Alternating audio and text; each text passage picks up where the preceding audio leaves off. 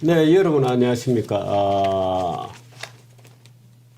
위안부 문제 얘기 좀 하겠습니다. 근데 그 중에 윤미향이라는 사람에 대한 관심들이 역시 뭐 윤미향이 초점이다 이렇게 볼 수 있겠죠. 그 들어가는 돈도 다 윤미향이 개인 구자로 받았다 뭐 이렇게 돼 있고 정부에서 상당한 보조금을 주었는데 어디 갔는지 통장에는 기록도 없고 그 회사 회계장부에는 뭐 그런 것까지 많이 있다고 합니다. 도대체 윤미향의 남편은 또 무슨 간첩이었다 그러고 윤미향을 가장 잘 아는 사람을 제가 수배를 하니까 류석춘 교수가 잘 안다 그래요.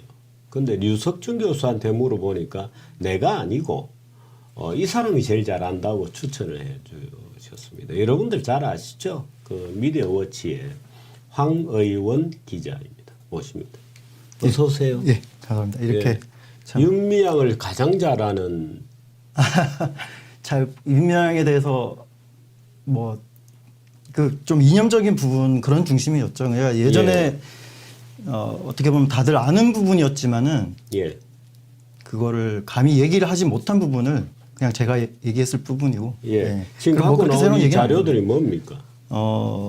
저희들이 그 정대협이랑 싸우면서 그 써왔던 이제 기사들이죠. 2014년부터 해서 한 200여 편 정도 저희들이 기사를 썼거든요. 아, 그렇군요. 지금 뭐 쭉 내려놓았으면 의원원이 보이시죠, 이거 뭐.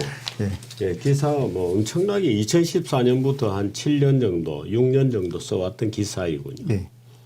윤미향하고 최근에 소송도 하셨어요. 무슨 소송이었습니까? 이제 윤미향하고 그 정대협을 종북이라고 불러서 그게 이제 부당하다 저쪽에서는 그래서 이렇게 소송이 벌어져서 2016년부터 그쪽에서 이제 형사 고소가 들어왔고 2016년에 저희들이 처음 쓴 기사는 이제 2014년에 이제 종북 혐의 제기된 위안부 관련 단체 정대협이라는 기사였어요. 이게 처음 이제 논란이 됐던 종북 혐의 제기된 위안부 관련 단체 정대협이군요.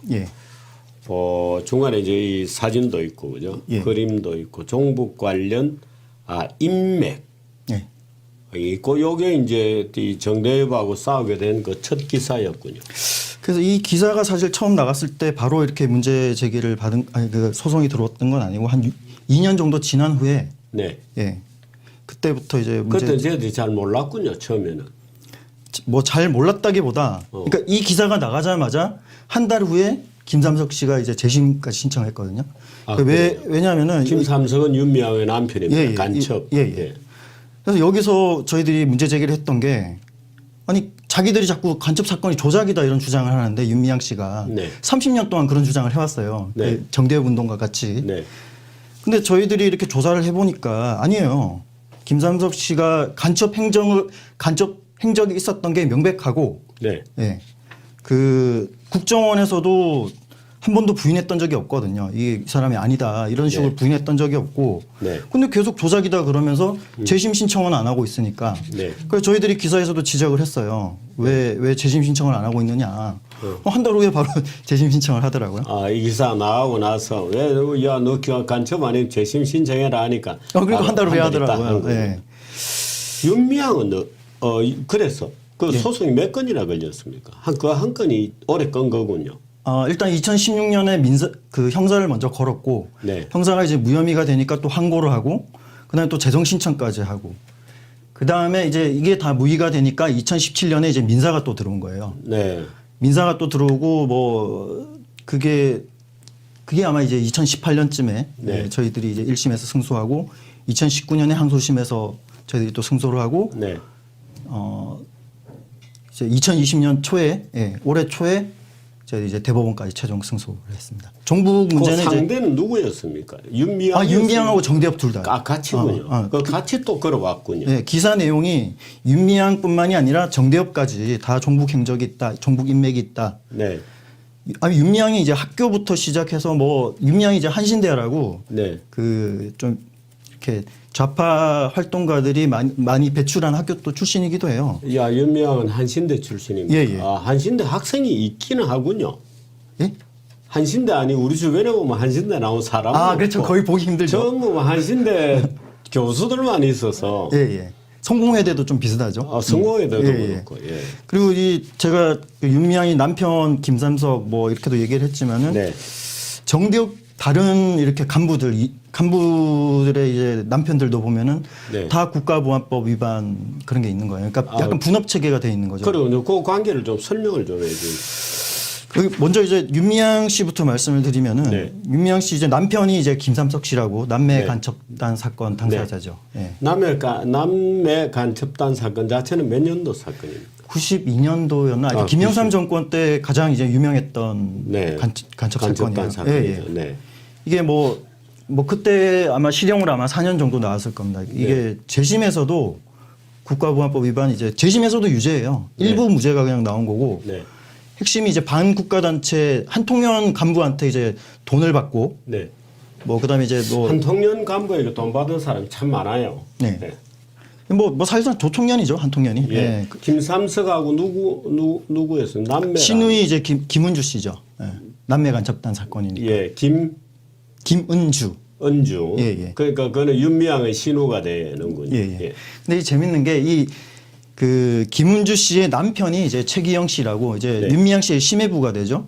예. 이분이 이제 또 민주노동당 그 주요 인사들 이제 300여 명의 인물 자료와 각종 회의록 등을 이제 북한에 넘긴 1심의 사건의 또 당사자예요. 그래서 국가보안법 위반으로 3년 6개월 살았죠. 그러니까 남편, 신우이, 심해부가 전부 국가보안법 위반자인 거예요. 민노당 간부 뭐 이런 것들을 전부 북한에 넘겼군요. 네. 이게 최기영 씨가 실제 최기영이. 혐의로는 가장 이렇게 세고 그 김삼석 씨도 지금 뭐 재심에서 간첩 혐의를 벗었다 이런 얘기를 하는데 저는 예. 좀 동의를 할 수가 없는 게 실제 행적은 전부 간첩 행적이 맞거든요. 왜냐하면은 이 재심 판결문을 저희들이 소송 과정에서 이제 입수를 했어요. 네. 그 윤미향이 또 그 소송에서 그 한 18개 쟁점을 쌓았는데 종북 외에도 네. 저희들이 쓴 기사 내용이 전부 다 허위라는 거예요. 얘들 주장은. 네. 그러니까 저희들은 예를 들면 김삼석 씨가 이제 간첩이라고 쓴 거고 예. 저쪽은 간첩이 아니라고 하는 거예요. 예. 그리고 뭐 다 조작 사건이다. 네. 그럼 재심 판결문 보자. 이렇게 해서 재심 판결문을 받아내서 내용을 살펴보니까 이게 실정법상 간첩 그게 완벽하게 성립하는지는 잘 모르겠지만은 네. 실제로 이 사람이 그 한통련 간부를 만나서 북핵 문제 관련해서 네. 회합 동조하는 그런 걸 다 했었고 그것도 사실이고 네, 네. 본인도 아마 인정했을 거예요. 그다음에 금품 수수를 한 것도 사실이고 네. 이 금품을 돈 받아서 네. 윤미향 생활비로 썼대요. 네. 그다음에 그 국가 기밀성의 그런 자료들을 그 한통련 간부한테 넘긴 것도 다 사실이에요. 근데 이제 뭐가 무죄가 됐느냐? 이런 것들도 다 이제 뭐 금품 수수라든지 회합 동조 행위는 다 유죄가 됐고 네. 어떻게 보면 가장 이제 뭐 중요하다고 할 수 있는 그런 혐의가 무죄가 되긴 했는데 그 혐의가 그 국가 기밀성 있는 자료를 그쪽에 넘겼다까지도 다 인정이 됐는데 이게 북한의 지령을 받아서 뭐 어떻게 그렇게 때까지 확실하게 뭐 증명이 된 건 아니고 뭐 복잡하더라고요. 네. 그렇게 그 부분이 그냥 무죄가 된 거예요. 근데 일반인들이 봤을 때 이게 간첩 행각이 아니냐는 거죠. 넘긴 거는 돈을 맞는데 받고. 그게 북한의 지령의 직접적 뭐 대상이냐 네. 뭐 이런 논란이 있었던 모양이구나. 그리고 저는 제 국민 감정으로는 도저히 좀 납득이 안 가요. 예. 그 재심에서 그 일부 무죄는 언제 난 겁니까? 그게 이제 2018년에 이 정부 들어서군요. 2016년이었나? 박근혜 정권 때 됐어요. 박근혜 정권 때 그래서 됐습니까? 그래서 그걸 받아내고 저희들한테 다 이렇게 소송이 들어오기 시작한 것 같아요 보니까. 소송을 쭉 했는데 네. 그래서 최종적으로 황의원 기자가 이겼습니다. 예, 제가 이겼습니다. 예. 그때 그 판결 내용은 뭐였어요? 어떤 판결 그러니까 어떻게 해서 이겼냐? 어떻게 이겼냐? 어떻게 이겼냐기보다 종북이라고 하는 논란이었잖아요. 일단 종북은 예. 그건 뭐 의견 표명이다. 예. 저희 변희재 대표 고문이 이정희랑 싸운 데서도 나온 그 네, 네. 법리로 그 부분이 무죄가 된 거고 우리 기사에서 이제 디테일한 부분 한 18개 쟁점이 있어요. 방금 이제 네. 김삼석 간첩 문제부터 해서 뭐 윤미향이 받은 상이 저희들은 이제 주로 이제 정부 인사들이 주는 상이다 이렇게 썼는데 예. 그것도 막 이제 부정을 하는 거죠. 네. 그다음에 뭐 예를 들면 정대협이 북한에 조전을 보내고 그다음에 조청년과도 이제 밀접한 관계가 있다 이런 부분들요. 네. 그걸 전부 사실을 부인하더라고요. 네. 근데 그게 전부 기사가 다 났던 사건들인데 네. 그걸 전부 다 18개를 전부 다 부정을 하고 거짓말을 하니까 네. 그러니까 저희들은 근데 워낙 서증이 완벽하니까 네. 그래서 그런 부분들이 다 사실이다. 그래서 뭐 법원 1심 법원에서 일단 뭐 디테일한 그런 부분에서 허위는 하나도 없다. 네. 네. 자, 윤미향의 행적부터 한번 좀 쭉 봐주시죠. 한신대를 졸업을 하고. 뭐 그 부분이 이제 저희들이 2014년도 초에 네. 최초로 이제 제기한 부분이죠. 방금 이제 가족 관계는 말씀드렸는데. 네. 그럼 가족이 전부 뭐 간첩이군요. 예, 그렇죠. 저 이런 집 전 사실 처음 보는데 이것도 있어요. 그 방금 말씀드렸잖아요. 최기영 씨랑 김삼석 씨가 또 관계가 한국 외대 동문인데. 네. 그러니까 김삼석 씨의 바로 위가 또 이석기예요. 다 한국 외대죠. 소위 이제 경기동부연합이라고 하는 예. 그쪽이고. 그러니까 한국 외대 이제 선배가 이제 이석기고 그 밑에 이제 김삼석 씨가 또 후배고 김삼석 씨 밑에 또 최기영 씨가 있는 거예요. 그런 것도 이제 저희들이 도표로 다 최기영이도 간첩 짓을 했고. 그렇죠. 여기에 네. 이렇게 이쪽으로 이렇게. 가족 관계로도 얽혀 있고. 예. 그래서 저희들이 문제 제기한 것 중에 하나가 윤미향 씨가 김삼석 씨를 매개로 이석기까지 연결된다 이제 이런 얘기거든요. 아니 근데 윤미향 씨는 나는 뭐 전혀 모른다. 이석기 누군지도 모른다. 네. 남편도 이석기랑 안 친하다. 잘 모른다. 그런 얘기를 하는데 근데 여기 보면 이게 그 유명한 사진인데 요즘 네. 이제 옥토버 웨스트 말 많이 나오잖아요. 예, 거기서 예. 찍은 사진인데 이석기가 왼쪽이 김삼석이랑 이석기군요. 예, 이석기가 김삼석 씨랑 악수하고 근데 이 사진을 이석기 씨가 자기 블로그에 올렸어요. 내 후배 김삼성님과의 조우 이러면서 여기 보세요. 이렇게. 그렇군요. 아니 그러니까 이석기는 김삼석 씨한테 친근감을 느낀다는데 임미향 씨가 자꾸 아니라고 부인을 하니까. 그렇군요. 예. 저런 사진 같이 찍은 거 말고 뭐 사업을 같이 하거나 뭐 이런 것들은 없었나요? 그거는 뭐 검찰 조사를 해봐야 되지 않을까요? 그런 그거는 문제는? 우리가 찾지는 못했군요. 근데 뭐 이석기 씨가 상당히 이제 사업 마인드가 있는 사람이고 네. 윤미향 씨도 지금 막 여러 가지 그런 것들이 나오고 있잖아요. 네. 조사를 해보면 나올 수도 있겠죠. 근데 이런 거는 분명 어떤 친분 관계가 드러나는 그런 상황이니까. 네. 예. 이석기하고도 다 연결이 됩니다. 예. 학교 동문 이런 대한민국에서 이 학교 동문이라는 거는 아주 끈끈한 그거잖아요. 더구나 한국 외대라는 누가 위입니까? 이석기가 이제 최고 선배죠. 이석기가 위에고. 예. 학교에서 무슨 뭐 같은 서클을 하거나 뭐 그랬나요? 아니 김삼석 씨는 부인을 해요 일단. 나는 뭐 학교에서 뭐 전혀 몰랐다. 그냥 얼굴이나 아는 정도였다. 뭐 이렇게 주장하는 거죠. 예. 근데 정말 그럴까? 정말 그럴까? 그렇군요. 아니 근데 공교롭게도 그러니까 이석기 씨는 뭐 내란 선동, 김삼석 씨는 또 국가보안법, 그 다음에 뭐 최기영 씨 이런데 야 그냥 얼굴이나 아는 정도였을까? 그런 생각이 드는 거죠 아무래도. 그렇군요. 네. 윤미향이 정대협에 들어가게 되는 과정이나 뭐 그 이후의 활동도 좀 정리를 좀 해봐 주시죠. 그 예전에 조선일보에서 한번 그 문제에 대해서는 보도가 한번 나왔던 적이 있어요. 그러니까 네. 뭐 그냥 수요 집회 윤미향이 이 정대협 이 운동에 정확하게 이제 뛰어드는 경위는 잘 모르겠고 예. 윤미향이 정대협 이 운동을 하던 활동 시기 초기에 네. 김삼석 씨가 먼저 접근을 했다 그러거든요. 정대협에. 그러니까 윤미향한테 이렇게 접근을 해서 예. 뭐 도와줄 거 없냐 이런 식으로 네. 해서 그렇게 둘이 사귀다가 이제 김삼석 씨는 이제 잡혀 들어가고 네. 그게 이제 92년, 93년 그때 얘기잖아요. 네, 네. 잡혀 들어가고 요즘 이제 그 얘기도 나오고 있죠. 최근에 이제 중앙일보 기사로도 나왔는데 윤미향 씨가 김삼석 씨 이제 탄원서 문제로 이용수 씨한테 부탁을 해가지고 네. 탄원서 써줬다는 거 접견도 갔대요. 네. 아니 그때는 결혼하고 아니 그렇죠. 결혼도 하고 네. 결혼한 이후에 네. 우리 남편 좀 도와달라. 네. 이게 그냥 위안부들을 국가보안법으로 들어간 더구나 국가보안법으로 들어간 사람을 위해서 탄원서를 쓰게 만들었다는 거 아니에요, 이게. 위안부들은 무슨 종북 활동에 직접 집어넣었나요? 지금 방금 말씀드린 예. 일단 김삼석 씨한테 김삼석 씨 위해서 탄원서를 쓰게 한 것부터가 네. 이 심각한 문제인 거고 지금 김복동 씨 얘기 많이 나오잖아요. 김복동 씨나 지금 기론옥 씨 제일 유명한 위안부들 중에 한 사람들인데 그 장학금 이런 걸 해서 거의 조선학교에 보내요. 네. 일본의 조총련 계열 학교에 이 장학금 돈을 보내는데 일반인들이 그렇게 보낼 수가 있나요? 그러면 이제 그 북한에 금품 지원을 하는 거잖아요, 사실상 이게. 예. 그래서 제가 알기로는 이게 국가보안법 걸리는데 네. 이거 불쌍한 애들 돕자 이런 식으로 위안부 통해서 이렇게 포장을 해서 이렇게 보내는 활동을 이거를 수십 년 동안 또 해온 거예요. 이런 것도 종북 활동에 들어가는 거죠, 사실. 저희들이 지적하는. 네. 네. 네. 그렇군요. 네. 그래서 어떻든 이제 윤미향에 대해서는 우리가 종북이라고 부를 수 있나요? 그렇죠. 이제 합법화된 있게 된 거죠. 거고. 예, 예. 지금 윤미향하고 소송을 했던 사람들이 많이 있잖아요. 예, 예. 누가 소송들을 했습니까?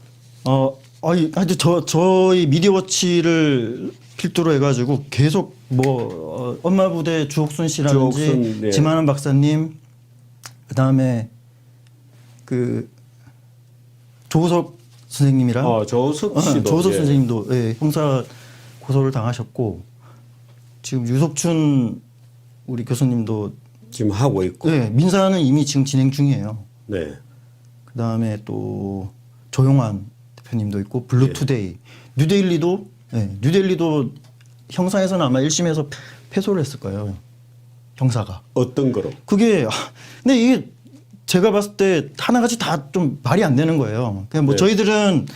저희들은 기사가 아주 이제 디테일하게 문제가 없다 이렇게 됐지만은 그분들은 일부 조금씩 사소한 실수를 한 부분들이 있거든요. 예를 들면 저희들은 정대협 간부들의 남편들이 다 이제 국가보안법 위반자다 이렇게 썼지만은 네. 예를 들면 뉴델리 같은 경우는 기사의 일부 한 문장에 그냥 잘못 쓴 거죠.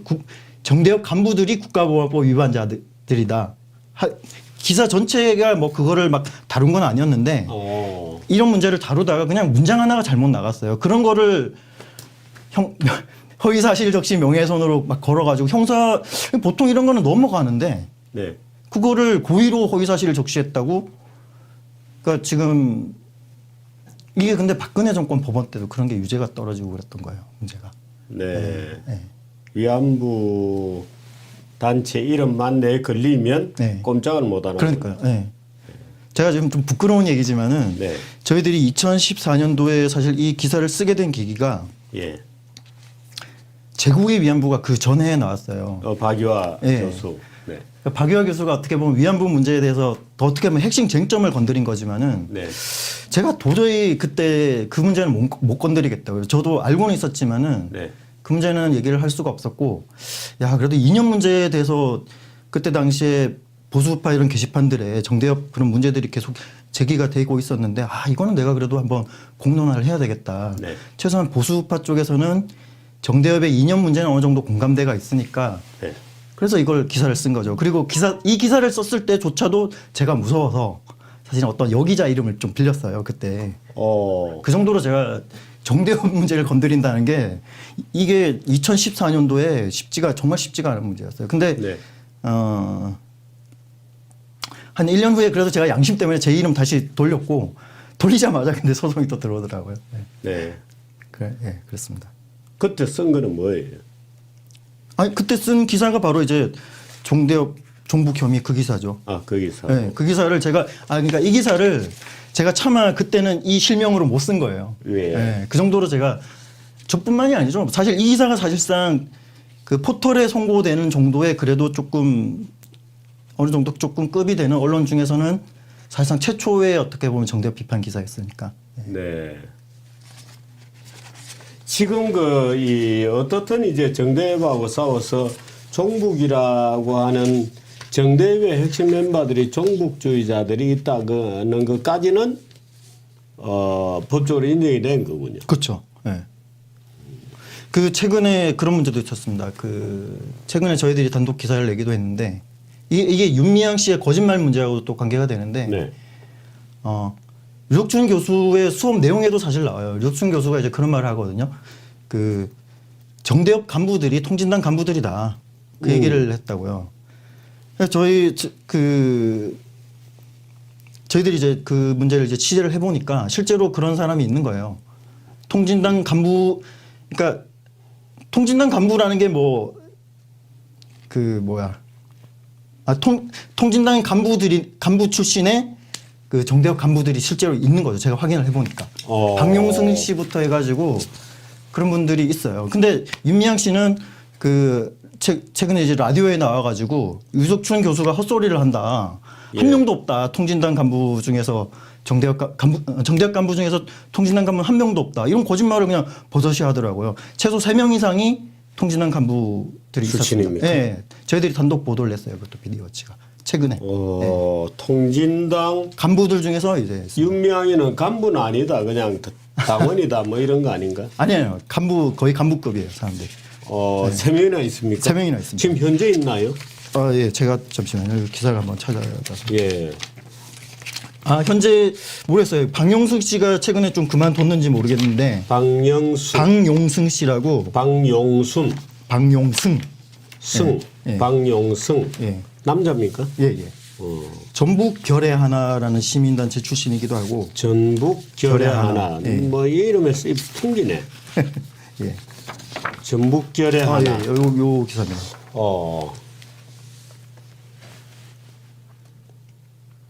출마도 했군요. 예. 이 정도면 명백한 간부죠. 통합진보당 박용승 이제 판을 갈아주세요. 이건 언제 겁니까? 저 한번 확인을 해봐야 될 것 같아요. 저건 정확하게. 예. 하여튼 출마했던 건 사실이에요. 네, 국회의원 출마까지 했는데 그게 간부가 아니라고 거짓말 못하겠죠. 네. 예. 그러니까 이 사람 말고 이제 두 사람이 또 더 있더라고요. 네. 박용승 그 정의기억이 이번에 최근에 참 그 장학금 문제도 걸렸어요. 이 사람 자녀가 그렇죠. 그 김복동 그 장학금을 받은 거예요. 이석기도 정의연대하고 뭐 이름 올려 있거나 그건 아니죠. 그건 모르겠어요. 근데 그 사진은 어쨌거나 남아 있죠. 김삼석 씨랑 그게 정대협 후원의 밤이거든요. 옥토버 페스트 거기 가서 그렇죠. 거기서 찍은 거예요. 네. 박용승 한번 어디서 찾아봐야 되겠다. 이 사람들이.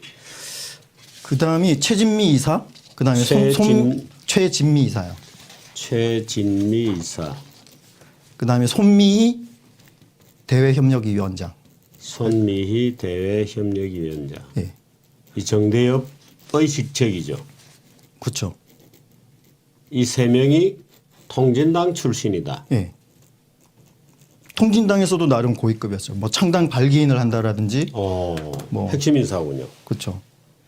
선거대책위원장. 뭐 어떤 당 후보의 선거대책위원장. 완전히 뭐 핵심 그렇죠. 인사인데. 근데 윤미향 씨가 여기 보면 이제 이게 언제야? 뭐 CBS 노컷 김현정의 뉴스죠. 예.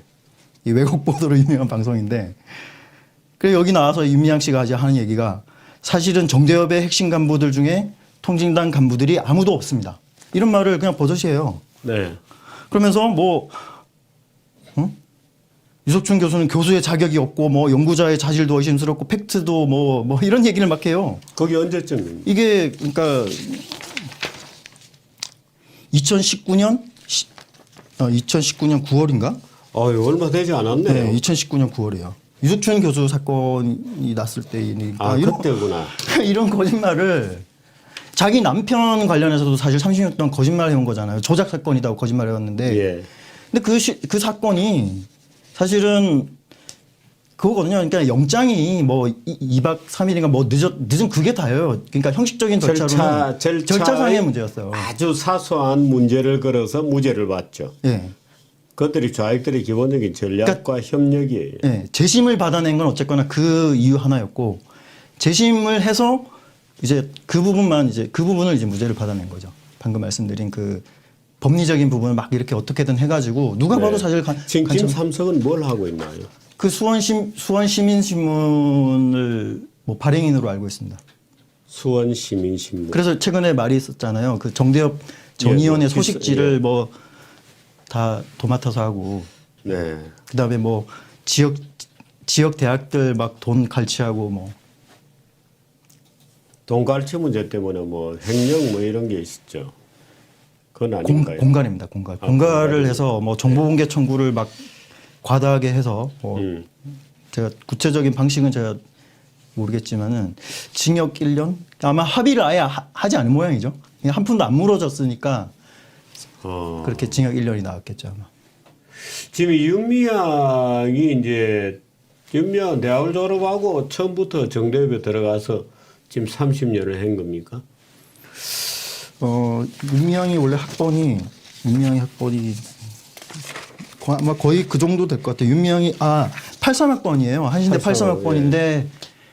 그 정대협은 90년대 초에 시작했으니까 바로 한 거가 거의 바로 했다고 해야 되나? 한 거는 아니겠군요. 네. 몇 년 있다가. 네. 윤미향의 그동안 활동 중에 뭐 특별히 우리가 눈여겨봐야 될 그런 게 있나요? 눈여겨봐야 될 부분이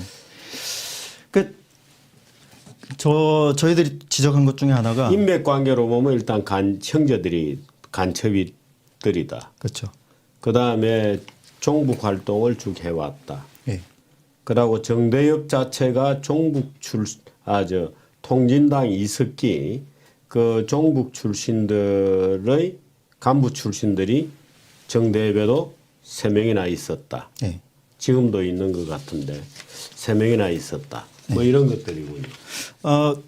제일 사실 유명했던 사건은 정대협이 이제 김정일 죽었을 때 네. 조전을 보냈어요. 조전을. 뭐지? 김정일 국방위원장의 서거라는 급작스러운 비보에 북녘동포 여러분에게 깊은 애도를 전한다. 이 파문이 컸어요. 이 사건 때문에. 네. 당시에 사실 분위기가 정대협이니까 가능했던 거의 스턴트였죠. 보통 단체가 이렇게 할 수는 없었고 정대협이니까. 루트를 어떻게 알아서 보냈나요? 글쎄요. 저 이거는 보통 사람들은 내 김정일한테 조전을 보내면 어떻게 보낸지 모르잖아요. 글쎄요. 이것도 뭐 어떻게 했는지 저 잘 모르겠는데 그 전부터 그런 아마 그 라인이 있었을 거예요. 왜냐하면 위안부 문제를 얘기를 했을 때 네. 북한 무슨 또 위안부 문제를 가지고 90년대 초부터 북한하고 제가 최근에 정대협 운동 20년사라는 책을 읽어보니까 네. 북한하고 연대했던 위안부 운동 문제 관련은 전부 윤미향이 서술을 했어요. 윤미향이 북한하고 연대하는 위안부 문제로서는 정대협에서 가장 전문가인 거예요. 네. 짐작할 만하네. 네. 그리고 이런 게 있습니다. 기관이 어떻게 보면 공식적으로 보증을 해준 게 경찰청 보안과랑 국정원에서 몇 번씩 내사를 했어요. 몇 번씩. 이메일 압수수색도 하고 뭐 몇 번씩 했다고요. 정대협을. 윤미향 씨를. 예. 본인을. 이게 사실 보통 사람들이 이 국정원이랑 경찰청 보안과한테 그런 내사를 받을 일이 있겠어요? 그러니까 보통 사람들도 뭐 여러 가지 범죄는 저지를 수 있겠지만은 국정원하고 경찰청 보안과는 대공 혐의가 있어야 조사를 하거든요. 그러니까 윤미향이 하는 일이 중국이나 아니면은 뭐 일본의 조총련 단체 통해 가지고 북한하고 뭐 다 이런 일이다 보니까 이게 국정원에서는 뭔가 지금 우리가 모르는 걸 알고 있을 수도 있겠군요. 예. 이 윤미향이 위안부들의 인권이나 이런 것을 어떻게 보십니까? 윤미향은 위안부 인권 운동가다 아니다. 위안부를 이용한 여러 가지 이 종북 운동 뭐 이런 걸 하는 사람이다.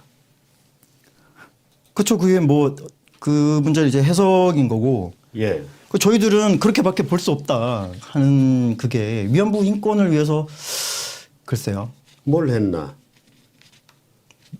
수요 집회했다? 나이 드신 분들의 사실 어떻게 보면 복지를 최대한 해주는 게 제일 돕는 거 아닌가요? 근데 그거를 안 하고 뭐 없어 보이죠. 계속 뭐 외국 데리고 다니면서 계속 증언을 시켰는데 그 증언을 시킨다는 게 그게 본인의 고통스러운 과거를 계속 얘기하게 하는 거잖아요. 사실 그 일 자체가. 그 이용수 할머니 예. 기사도 그동안 좀 써오셨죠. 예. 예. 그 뭐 저희들은 지금 좀 분위기가 약간 주로 이제 윤미향 씨를 지탄하는 그런 분위기니까 네. 이용수 씨의 그런 문제를 지적하는 건 약간 지금 트렌드랑을 좀 안 맞을 수도 있는데. 네. 근데 저희들은 이거는 아니 뭐 진실은 진실이니까. 예. 속된 말로 하면은 거의 에일리언대 거의 프레데터다. 이거는 이용수 씨의 거짓말이 솔직히 더 심각해요. 이분의 거짓말 때문에 어떻게 보면 이 문제가 생기는 거거든요. 네. 그리고 이분을 거짓말을 시켜서 윤미향은 먹고 사는 거니까 따지고 보면은 사실은 훨씬 더 이용수 씨의 말의 진위를 우리가 살펴보는 게 지금 윤미향의 거짓말을 살펴보는 것이 더 중요할 수가 있다. 거짓말을 시켜서 네. 윤미향이 먹고 산다. 그렇죠. 근데 최근에 윤미향이 이제 그렇게 얘기를 했잖아요. 윤미향 본인이 예. 조폭처럼 예. 그 부분입니다. 예. 처음에 내게 전화했을 때는 네가 위안부가 아니라 그러지 않았냐. 네 친구가 위안부라고 하지 않았냐. 뭐 이런 표현이었죠. 예. 저희들이 그래서 2018년 초에 네. 이용수 씨에 대해서 이제 본격적으로 좀 조사 분석하는 네. 그런 이제 기사를 냈어요. 저희들이 그때 한 이용수 씨의 어떤 공식 증언들만 최대한 이렇게 모아가지고 이렇게 조사를 해보니까 네. 한 20개 정도가 있는데 1993년도부터 네. 이게 뭐 이제 끌려간 경위라든지 끌려간 사람이 누구라는 것부터 해서 연도, 나이, 주체, 뭐 하여튼 기간, 아기가 맞는 게 하나도 없는 거죠. 대표적인 게 있다면은 뭐 그냥 처음에는 일본인이었는데 일본 군으로 바뀌고 네. 처음에는 뭐 빨간 원피스에 가죽 구두에 혹해서 갔다 그랬다가 이제 나중에 이제 일본군이 등에 칼을 박았다로 이제 바뀌어요. 그렇게 끌려갔다로 바뀌는 거예요. 네. 그리고 기간도 자기가 1944년에 끌려갔다고 하면서 3년 동안 위안부 생활을 했다는 거예요. 네. 이거 말이 안 되잖아요. 네. 1945년 8월에 해방이 됐는데 네. 그게 안 맞으니까 네. 나중에는 다시 연도가 1942년으로 바뀌었다가 3년이라는 이게 맞아야 되니까 다시 또 1944년으로 바뀌었다가 그래서 다시 기간이 또 8개월로 바뀌었다가 이런 게 너무 이 증언에 예. 사실은 물증이 없는 문제인데 이게 네. 위안부 이 증언 문제가 물증이 없는 문제인데 제3자 증언조차 없고 그냥 목격자도 없어요 사실은 이 위안부 네. 거는. 근데 유일한 게 그러면은 본인 증언밖에 없는데 그러면 본인 증언의 일관성이라도 있어야 되는데 이게 도대체가 맞는 게 하나도 없다는 거죠. 이 이용수 씨의 문제가. 그래서 저희들도 가짜 위안부 의혹을 이렇게 제기를 했었고 저희들이 이 기사를 쓰고 정대협한테 공문을 쐈고 윤미향 씨한테도 제가 카톡을 보냈어요. 이 기사 그대로 보내가지고 이거 좀 답을 해라. 이 문제에 대해서. 넌 잘 알 거 아니냐. 정대협은 답신 공문을 보냈는데 아니 바로 사실 정대협 입장에서는 이런 기사에 대해서는 바로 소송이 들어와야 맞거든요. 바로 고소가 들어오고 난리가 나야 정상인데 답신 공문에서 뭐라고 하냐면 그 미디어워치 기사에 대해서 우려를 표명한다. 그러면서 정대협의 명예에 자꾸 이렇게 그 흠을 가하지 마라 뭐 이런 내용이었어요. 근데 이용수에 대한 언급이 없어요. 아니 이용수의 명예를 보호해줘야 되는 거 아니에요 정대협이?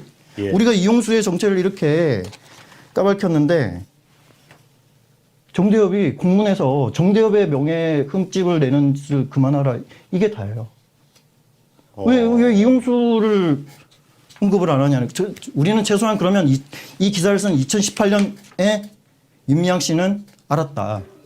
이 사람의 정체를. 처음부터 알았다는 처음부터 거 아니에요? 지금 뭐 조선일보 본인이 그 페북에 쓴 거는 그렇죠. 처음 전화를 자기에게 했을 때부터 나는 아니고 뭐 친구가 땡땡땡땡 이래 놓은 거 아닙니까? 그렇죠.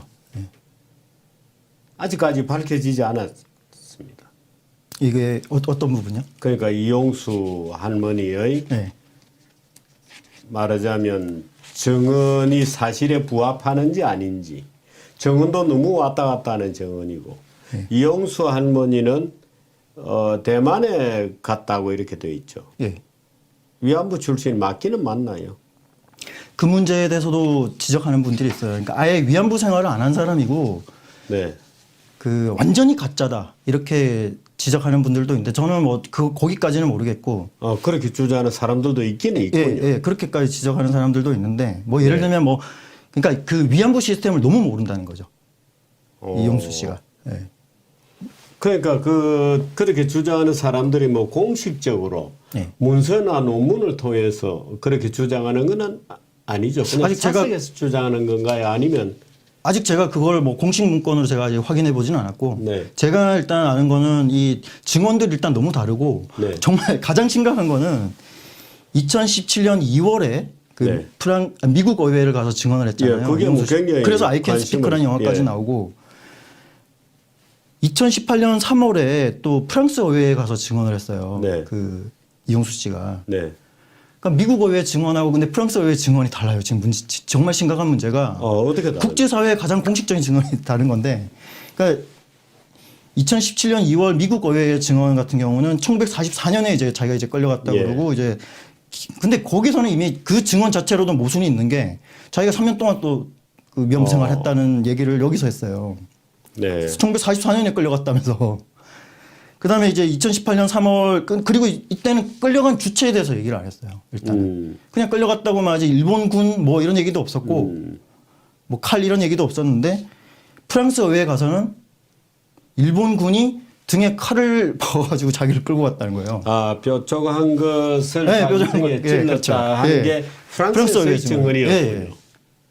예. 이 보세요. 이게 그 제일 최초 증언은 이제 빨간 원피스랑 가죽 구두에 혹해서 일본인이 예. 따라갔다잖아요. 1994년도에. 근데 증언이 지금 보시면 알겠지만은 갈수록 과격해지잖아요. 지금. 네. 예. 일본군 강제 연행 이런 쪽으로 처음에는 전혀 일본군 강제 연행이 아닌데 네. 이게 갈수록 과격해지면서 2018년 프랑스 의회에서는 완전히 못을 박는 수준의 그런 얘기를 하니까 저는 도저히 이 사람을 위안부 믿을 수가 없다. 가짜 위안부다. 저희들은 거의 확신을 하고 있는 거죠. 예. 네.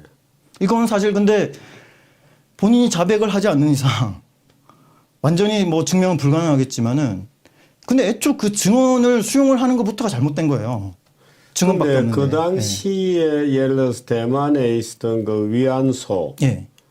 무슨 뭐 이 장부, 명부 이런 것이 있지는 않나요, 혹시나? 글쎄요. 물증. 근데 저는 모르겠습니다. 군 근처에서 뭐 다른 무슨 어떤 성매매 이런 쪽에 관계된 분일 수도 있을 거고 대만하고 무슨 관계가 있는 것 같아요. 왜냐면은 이 위용수 씨가 본격적으로 이제 스타덤에 오르기 전에 대만에 이제 자기를 많이 돌봐준 그때 위안부 생활을 할 때 일본 군 장교가 있었대요. 네. 그 사람이 이렇게 많이 자기를 챙겨주고 이래가지고 자기가 뭐 업자들한테 뭐 정기 고문을 당하고 막 이렇게 되게 고생을 했는데 이 사람이 와서 막 도와줬대요. 일본 군이 네. 도와줬는데 그 사람이 이제 카미카제였고 뭐 죽었대요. 그래서 뭐 그 사람을 위해서 위령제, 영혼 결혼식 그것도 기사가 다 있습니다. 한겨레가 아마 그걸 또 다 기사화를 했을 거예요. 네. 네. 그게 99년? 98년? 뭐. 지금 이영수 씨는 여기에 가족이 없나요? 그건 저도 정확하게 잘 모르겠습니다. 네. 아니 옛날에 자기가 살던 집이 있고 끌려갔다 그러면 그 가족들이 다 지금도 있을 텐데. 있는 것 같아요. 네. 네. 네. 대구 쪽에 뭐 있기는 있는 것 같습니다. 저 근데 뭐 정확한 거기까지 제가 추적. 만일에 이런 지금 우리가 의심하고 있는 것들이 사실이라 그러면은 이거는 정말 전대협은 뭐 그냥 문 닫는 정도가 아니잖아요. 그냥 문 닫았어도 안 되는 존재들이잖아요. 이게 보통 심각한 문제가 아닌 게 제가 이 이용수 씨 기사에서 그 문제를 다뤘는데 네. 아무튼 이걸 믿고 문재인 대통령이 거의 이제 그 멘토 행세까지 한 거 아닙니까? 이게 지금 보세요. 이게 저희 네. 이거 트럼프하고 만나기도 하고. 그죠? 이거 칼라로 드리는 네. 일본군 위안부 이용수와 문재인 대통령의 교우 관계 역사. 이건 어디 자료입니까? 이것도 저희들이 만든 자료인데 사진들을 쭉 모아가지고. 굉장히 오래됐군요. 예. 오래됐습니다. 이미 그 저번 2012년 대선 그때 그 후보 되기 전부터 네. 그 문재인 대통령은 이 이용수를 활용해서 네. 선거 운동이나 뭐 이런 데 활용하려고 했었죠. 네. 그때는 뭐 정대협 이미지가 좋았을 때니까. 예. 그리고 이 문재인 대통령이 자기가 이제 대통령 되면 이제 보훈을 하는 거죠. 네. 청와대 초청해가지고 뭐 위안부 합의 문제에 대해서 막 설명도 하고 가장 이제 결정적인 게 이 트럼프 대통령 왔을 때 네. 호응을 시켰어요. 이렇게 소개를 해가지고 네. 이 트럼프 대통령 네. 표정이 별로 좋지 않은데. 네. JTBC에 난 화면이군요. 예, 예. 어, 옆에 또 김정숙 여사 흐뭇하게 또 보고 있잖아요. 네. 아니 이게 근데 이 사람이 만약에 가짜면 이게 완전히 이 동맹국 최고 동맹국 대통령을 완전 이제 뭐 사기꾼하고 안기게 한 거 아닙니까 이게. 아니 뭐 대한민국 국민들을 모두 속인 거죠. 그리고 이제 제가 말씀드렸지만 아까 이제 미국 의회랑 프랑스 의회 그 얘기한 건 네. 또 뭐가 되느냐는 거예요. 이게 근데 저는 이게 지금 다시 말씀드리지만 지금 미국 의회랑 프랑스 의회 최고 국제사회 공적 증언이 지금 다르다는 거예요. 네. 그러면은 굳이 우리가 아니더라도 해외에서도 얼마든지 문제 제기가 들어올 수가 있는 거고 네. 우리가 숨긴다고 숨겨지는 문제가 아니에요. 이게. 그렇군요. 네. 지금 이용수 할머니 말고 왜 정대협하고 늘 싸워온 그 신미자 할머니도 있잖아요. 예. 물론 지금 돌아가시고 했습니다만. 예. 그 신미자 할머니는 자기 그 단체 무궁화 모임인가 하는 그 단체에 속해 있는 33명 말고 다른 위안부는 다 가짜다 이런 주장을 또 내세웠거든요. 글쎄요. 그 얘기에 그거는 그러니까 위안부가 가짜라는 게 그 말의 맥락이 제가 그 확실하게 잘 모르겠는데 그러니까 종군 위안부 자체가 아니었다. 뭐 그냥 성매매 여성이었다 이런 말을 하는 건지 아니면은 강제 연행이랑 성노예 이게 아니다 그러는 건지 그 맥락이 좀 불분명해서 그러니까 위안부 피해자라는 표현하고 우리가 위안부라는 표현을 섞어서 쓰거든요, 보통. 예. 위안부 피해자라고 할 때는 보통 이제 그 강제 연행과 성노예라는 그게 전제가 붙는 거고 위안부는 그거랑 또 다른 거 아니겠습니까? 근데 아니 이 할머니들이 이런 말을 써요. 일본군 위안부는 예. 지금 우리가 흔히 예. 알고 있는 뭐 끌려가고 어쩌고저쩌고 이런 스토리가 있는 거고 예. 종군 위안부들은 그냥 일상적인 매춘의 전쟁 매춘, 뭐 군대 매춘 예, 예. 이런 거다. 예, 예. 그래서 신미자 할머니 주장은 말하자면 끌려간 일본 군인들이나 관원에 의해서 예를 들어서 뭐 폭력이 수반되는 상황에서 끌려간 사람들은 신미자 자기를 포함해서 33명이고 저는 그건 저도 묻기 힘들죠. 이용훈 교수가 그래서 그 부분에 대해서는 네. 예, 아마 사실 일반한 그런 해석을 했을 거예요. 형태의 네. 그런 형태의 무슨 폭행 상태에서 육체적 완전히 제압이 당해서 끌려간 그는 존재하지 않는다는 게 한일 연구자들이 공통된 그 연구 결과들이라는 거 아닙니까? 30년 동안 그 문제에 대해서 지금 연구 조사를 해왔는데 네. 그럼 최소한 제3자 증언 기록이라도 있어야 될 거 아니에요? 네. 일본 군이 마을에 들어와서 아녀자를 잡아가는데 네. 그러면 그 마을 사람이나 그 사람의 가족이나 누가 신고를 하든지 저항을 했다라든지 그런 기록이 하나라도 있어야 될 거 아니에요, 최소한. 네.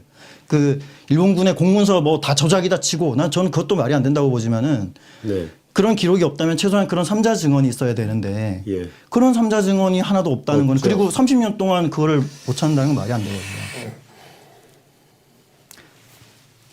정대협은 지금 그 할머니들을 적어도 정대협이 보호하는 활동을 해오지 않았다는 게 지금 어느 정도 이제 드러났죠. 예.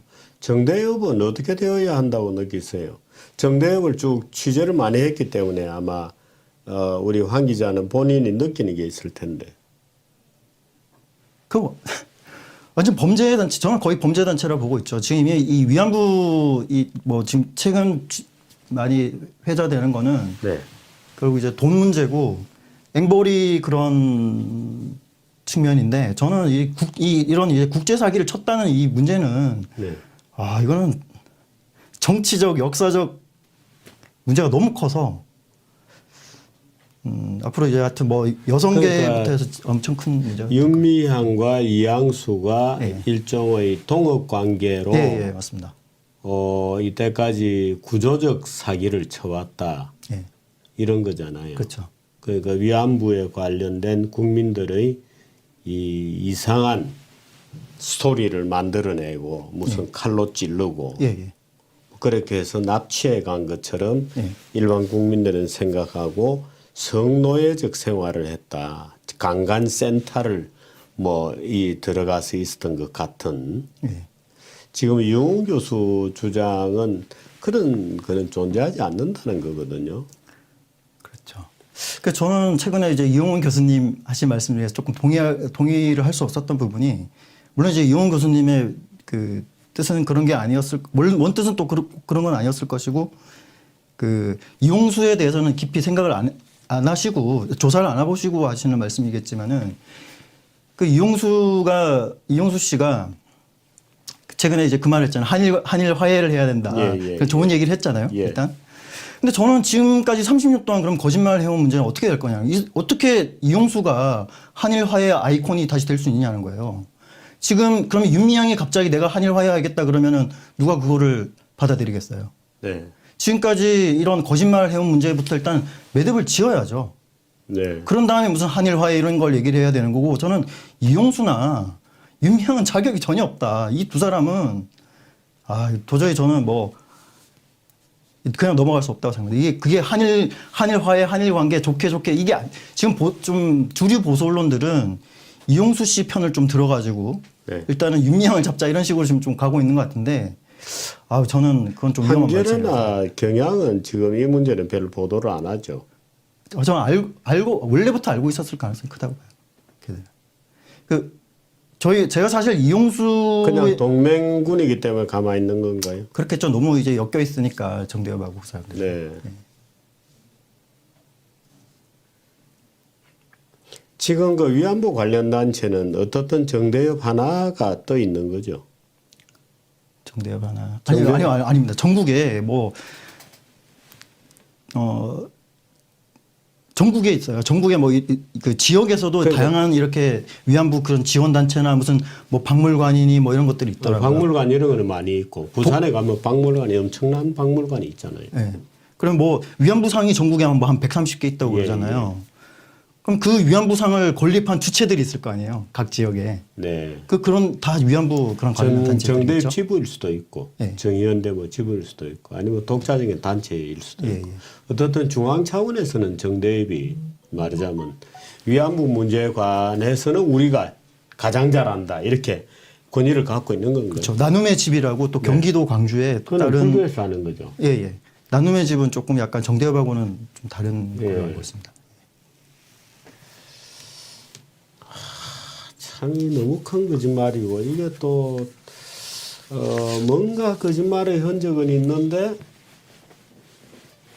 딱 부러지게 뭐가 드러나 있는 건 아니고 일단은 회계장부 문제가 엉터리로 기술되어 온 거는 지금 확정된 상태고 예. 그 개개 인물들이 어떤 거짓말을 해왔는지도 사실 어느 정도는 드러나 있는데 거기에 전체적으로 위안부라고 하는 컨셉 자체가 위안부 피해라고 하는 역사적 사건을 구성하는 데는 거대한 거짓말이 포함되어 있는 것은 또 분명하고 그런 상태입니다. 그래서 저는 좀 단순 사기꾼으로 이 사람들을 그걸 하면 안 된다고 보는 게 일단 윤미향 씨도 네. 이제 국회로 들어가잖아요. 네. 그러면 이 사람이 정보위나 외교위로도 갈 수도 있는 건데 이 사람에 대해서 이념적 검증을 안 한다면 네. 그쪽으로 갈 수도 있는 거 아니에요. 윤미향이 사퇴를 하겠어요? 끝까지 버틴다고 봐야죠. 이런 사람이면 끝까지 갈 거예요. 남편도 간첩이고. 그러니까. 그리고 아마 그 윤미향의 뒤에 어마어마한 그 세력들이 붙어가지고 윤미향을 보통 그런 게 있잖아요. 보호하고 있겠죠. 그러니까 어제 국회의원 14명이 나와가지고 윤미향을 공격하는 거는 그렇죠. 친일파다. 사실은 반일 활동을 해왔던 것을 실토하는 거 아닌가요? 그동안에 자기들이 반일 활동을 해왔다는 걸 실토하는 반국가 활동을 해왔다는 걸 실토하는 게 친일파 공격인 것 같은데. 그렇죠. 앞으로 취재 계획은 뭐 특별한 게 있습니까? 취재보다 일단 지금 저희들이 취재를 해온 이 사실들을 예. 국민들한테 이제 널리 알리는 이제 윤미향은 하나 이제 또 정파 인사가 됐기 때문에 네. 저희들 입장에서는 또 뭐 좋다고도 할 수 있죠. 혹시 그 미디어워치에서 이 위안부 문제에 관련된 뭐 책을 쓰거나 그런 건 없나요? 아직 책을 하나 빨리 내야 되겠습니다. 생각해 보겠습니다. 네. 실제로 보수 일각에서는 지금 그 이용수는 일단 건드리지 말자 뭐 이런 주장들도 많이 있어요. 그러니까 저는 정말 나이브한 생각이다 보는 게 이용수 씨가 90 몇 년도가 90이세요? 할복 자살 그 기사도 있어요. 할복 자살한다고 하는 그 일본 대사관 앞에서 네. 그래서 뭐 칼을 경찰이 뺐고 그래서 실신을 했다 뭐 이런 기사도 있더라고요. 보통 사람이 아니다. 제가 봤을 때는 윤미향 씨가 정말 30년 동안 마음고생을 했겠다 싶을 그런 사람이에요. 저는 근데 이용수 씨를 믿고 사람들이 이렇게 또 갔다가 이용수 씨를 갑자기 내세워서 뭐 이렇게 지금 한일화해 얘기를 했잖아요. 이용수 씨가. 네. 내일 또 어떻게 입장이 바뀔지 알 수가 없는 사람이에요. 그런데 이 사람을 저는 순수하게 정치적으로 보면은 일관성이나 이런 믿음 그런 걸로 본다면은 윤미향이 차라리 더 믿을 만하죠. 윤미향은 명백한 종북이기 때문에 이 사람은 최소한 어떻게 간다 예측이 가능하잖아요. 최소한. 근데 이용수는 예측이 안 돼요. 예측이 안 되는 사람이기 때문에 이거 잘못 줄 섰다간 다 같이 죽는다는 거예요. 네, 잘못 이렇게 아이돌을 만들었다가는 윤미향과 이용수의 적대적 협력 관계가 30년이 있었군요. 그렇죠. 저는 윤미향 씨가 윤미향이 마음고생을 했을 거다 이용수 때문에 이 표현이 진짜 많은 것을 함축하고 있는 것 같네요. 둘이 뭐 거의 환상의 커플이죠. 근데 이용수는 이용수 나름대로 억울했대요. 그 기자회견 내용을 보니까 자기 뭐 생일 축하 그 돈 들어온 돈까지 다 털어갔다는 거 아니에요. 그러니까 야, 이 뭐 용어 쌍박이구나. 이건 진짜 둘이 이게 그래서 막 이렇게 유명히 이제 그런 얘기도 해요. 왜 김복동만 자꾸 또 키워주냐. 뭐 김복동이라는 이름을 구체적으로 거론은 안 하지만은 왜 죽은 김복동만 자꾸 키워주냐. 나도 좀 키워주라. 뭐 그런 식의 얘기도 하고 그때 기자회견 때. 왜냐하면 이용수 씨가 2018년도 아무튼 우리 기사 이후부터 이용수 씨를 거의 데리고 안 다녀요. 그게 꼭 우리 기사 때문인지 아니면은 그 트럼프 대통령 그 이후로 좀 여론이 되게 안 좋아졌거든요. 그것 때문인지 모르겠지만은 정대협은 하여튼 2018년, 2017년 그때부터는 김복동 씨를 막 띄워요. 지금까지도 계속 김복동 장학금 뭐 만들고 뭐 이렇게 많지만은 최근에는 아마 조사를 해보시면 알겠지만 정대협하고 이용수랑 그런 조인트 활동이 별로 없었어요. 그런 서운함이 작용을 했다. 그것도 아마 한겨레에서 아마 기사가 나갔을 겁니다. 아마 나는 시키는 대로 다 증언했는데 왜 윤미향이 요즘 나한테 거리를 두느냐. 그런 게 이번 기자회견하고 뭐 그런 거 작용했다고 그러더라고요. 또. 왜 나는 또 대표 대우 안 해주냐. 그러니까 아시겠지만 이용수 씨는 2010 몇 년도인가? 민주통합당 비례후보 신청도 한 적이 있는 사람, 상당히 이제 정치적인 야심도 있는 사람이에요. 비례후보 신청도 했다 그러대요. 할머니가. 노벨 평화상 후보로까지도 추천을 받았는데요. 보통 사람은 아니에요. 노벨 평화상이라는 게 그 값어치가 없다는 것은 이미 충분히 알려져 있는 일이긴 합니다만은 또 그 일반 국민들은 또 노벨 평화상 그럼 또 뭐라 하기도 하고 그래요. 어떻든 그래도 우리 황의원 기자가 열심히 해서 많은 지금 자료가 축적이 되어 있습니다. 이 자료들이 좀 일위관주로 쭉 묶여져서 정대협과의 싸움 뭐 몇 년 이렇게 책을 하나 써보시죠. 뭐 결과가 좋아야죠. 제가 이 문제 때문에 또 감옥 갈지도 모르겠어요. 아이고 그럴 리가 있겠습니까? 그럴 리가 있겠습니까? 아무리 그래도 그렇지. 근데 이 정대협이 소위 위안부에 대한 그 어떤 허상을 만들어내고 국민들에게 그 일본에 대한 적대감을 만들어내고 그것이 지금 대한민국을 그 소위 반미 반일 친중으로 끌고 가는 어떤 정치적 동력이 되고 있는 것은 분명해요. 그런데 여기서 그것을 정지시키지 못하면 안 되거든요. 여기서 그걸 정지시켜야 됩니다. 그러니까 우리 황 기자도 좀 열심히 노력을 좀 해주세요. 예, 뭐 저뿐만이 아니라 제가 최근에 그 참여하고 있는 그 반일 동상 진실규명 공동대책위원회 정규재집필님께서도 많이 도와주고 계시지만은 이제 나왔죠. 커밍아웃을 했죠. 이제 더 이상 못 참는다는 그게 나왔고 그게 지금 23사까지 이어졌어요. 나 벌써 그래 됐군요. 예.